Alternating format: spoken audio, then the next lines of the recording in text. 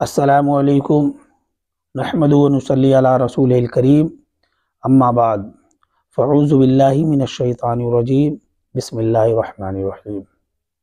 दोस्तों, मैं उम्मीद करता हूँ आप लोग खैरियत से होंगे। मैं आप लोगों के बीच आज गुस्ल के तरीक़े को लेके आया हूँ। गुस्ल के फ़राइज़ क्या-क्या हैं उसके बारे में मैं आपको बताऊँगा। हमारे बहन भाई हमारे ऐसे भी हैं जिनको अभी गुस्ल करने का तरीक़ा नहीं मालूम है। गुस्ल किस तरह से किया जाता है उसके बारे में कोई नॉलेज नहीं है और कुछ नहीं जानते। आप पूरी ज़िंदगी पानी में डुबकी लगाते रहो, नहाते रहो, लेकिन जब तक आप गुस्ल के फ़राइज़ को अंजाम नहीं देंगे और गुस्ल के फ़र्ज़ को पूरा नहीं करेंगे, आपका गुस्ल नहीं होगा, आपका नहाना बेकार है। तो सबसे पहले जो है गुस्ल के तरीक़े के लिए, गुस्ल करने के लिए सबसे पहले नियत ज़रूरी है। आप नियत करें और नियत करने के बाद अपना सतरे औरत ढकना ज़रूरी है, चाहे मर्द हो या औरत। अगर मर्द है तो कमर से लेके ठेहुनी तक, और अगर औरत है तो सीने से लेके यहाँ ठेहुनी तक, ये जो घुटना जिसे बोलते हैं यहाँ तक ये सतरे औरत होता है, इसको ढकना ज़रूरी है। अगर आप बंद जगह में कहीं पे नहा रहे हैं तो आप नहा सकते हैं जिस तरह आपको आसान हो, लेकिन बेहतर तो यही है सतरे औरत ढक के नहाना चाहिए। अगर खुले में नहा रहे हैं तो बिल्कुल लाज़मी है कि सतरे औरत ढकना ज़रूरी है और बगैर सतरे औरत ढके आपका गुस्ल नहीं होगा। तो आप जो है साफ़ सुथरा पानी लेके बैठें और जो है आप नियत करें पहले गुस्ल का। नियत करने के बाद जो है आप जो इस्तिंजा वाली जगह है उसको अच्छी तरीके से धोएँ, और धोने के बाद उसको अच्छी तरीके से जब आप धुल लेंगे तो जो है आप पहले दाहिने कंधे पे 3 बार पानी गिराएँ और बाएँ कंधे पे गिराएँ और जो है पूरे बदन पे पानी गिराएँ।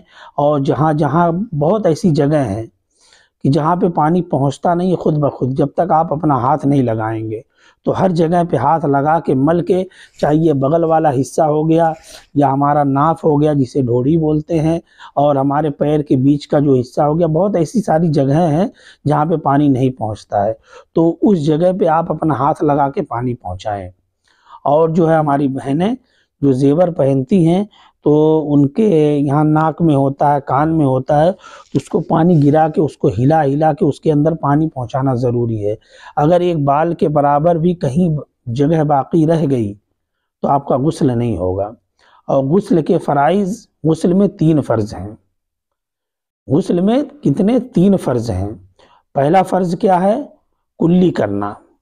कुल्ली आप करें, और ये जो दाहिने हाथ की शहादत वाली उंगली होती है इससे जो है आप अच्छी तरीके से अपने दांत को साफ करें, गलाला करें, कुल्ली करें। और कुल्ली करने के बाद 3 बार आप अपने नाक में पानी डालें और बाएं हाथ की छोटी उंगली से आप ऐसे नाक में डाल के नाक को अच्छी तरह से साफ करें। और जब नाक साफ हो जाए तो जो है पूरे बदन पे पानी इस कदर बहाएँ कि हर रोंगटे से बदन के हिस्से में जितना ये बाल है, तो हर रोंगटे से 3-3 कतरा पानी बह जाना ज़रूरी है। जब तक ये 3-3 कतरा पानी नहीं बहेगा तब तक आपका गुस्ल नहीं होगा।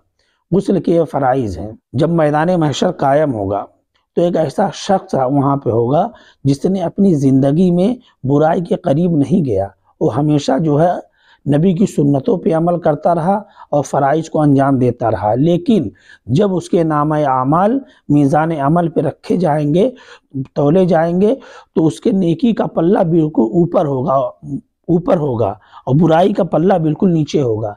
यानी उसके नामे आमाल में नेकी है ही नहीं, सिर्फ बुराई ही बुराई है। वो तड़प उठेगा, मचल जाएगा और अल्लाह रब्बुल इज़्ज़त की बारगाह में फ़रियाद करेगा कि मौला मैं तेरे नबी की सुन्नतों पे भी अमल किया, तेरे फ़राइज़ को भी अंजाम दिया, लेकिन उसके बाद भी हमारे नामा आमाल में नेकियां क्यों नहीं है? रब्बुल आलमीन आखिर ये वजह क्या है? मेरी जो नेकियां थी वो सब कहाँ गई, कहाँ चली गई? तो गैबी आवाज़ होगी, खुदा अपने बंदे से कहेगा, ऐ मेरे बंदे, तुम जो है सब कुछ करते थे ठीक है, लेकिन तुम जो है गुस्ल अच्छी तरीके से नहीं करते थे, बहुत जल्दबाजी में किया करते थे और गुस्ल के फ़राइज़ पूरी तरह से अदा नहीं होते थे।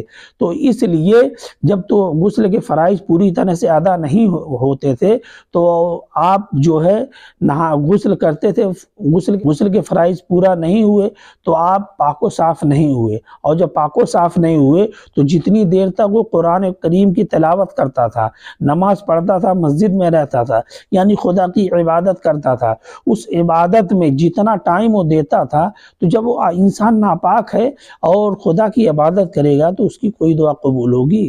वो नेकी में लिखी जाएगी या बुराई में लिखी जाएगी? क्योंकि वो नापाक है। गुस्ल का पूरा फ़राइज़ उसने अंजाम नहीं दिया, पूरे फ़र्ज़ को पूरा नहीं किया, तो ऐसी हालत में वो बंदा बिल्कुल मायूस हो जाएगा। तो ऐसा दिन आप लोग अपने ऊपर मत लाइए। गुस्ल को अच्छी तरीके से अदा करिए, उसके फ़राइज़ जो हैं उसके फ़राइज़ को पूरा करिए। यानी एक बार मैं फिर आपको बता देता हूँ, गुस्ल में 3 फ़र्ज़ होते हैं। पहला फ़र्ज़ है कुल्ली करना, अच्छी तरीके से मुँह को साफ़ करना, शहादत की उंगली से पूरे दाँत को साफ़ करके गलाला करके 3 बार कुल्ली करो और 3 बार नाक में पानी डालो और बाएँ हाथ की छोटी उंगली से, सबसे छोटी उंगली से नाक में उंगली डाल के उसको अच्छी तरीके से साफ़ करो और पूरे बदन पे पानी बहाओ, और इस तरह से बहाओ जहाँ पानी नहीं पहुँचता है, जैसे नाफ हो गया, बगल वाला हिस्सा हो गया और पैर के बीच का हिस्सा हो गया, वहाँ पानी खुद ब खुद नहीं पहुँचते हैं। तो उस जगह पे जो है आप अपने हाथ को लगा के पानी पहुँचाओ, यानी कि बदन के हर हिस्से से, हर रोंगटे से 3-3 कतरा पानी बह जाए, और 3-3 कतरा पानी बह जाएगा तो आपका गुस्ल होगा। और जब गुस्ल आपका हो गया तो आप जो है उसके बाद कोई भी इबादत करो, आपका इंशाअल्लाह रहमान आपकी इबादत कबूल होगी। अल्लाह रब्बुल इज़्ज़त अपने हबीब पाक के सदक़े में कबूल करेगा। दोस्तों, इसको आप गौर से सुनिए और इस पे इंशाअल्लाह अमल करने की कोशिश करिए। हमारी माँ और बहनें, बहन भाई जो भी हैं, इस पे अमल करें, और जब तक आप अमल नहीं करेंगे तो पूरी ज़िंदगी आप पानी में डुबकी लगाते रहो, लेकिन आपका गुस्ल नहीं होगा, आपको कोई फ़ायदा नहीं हासिल होगा।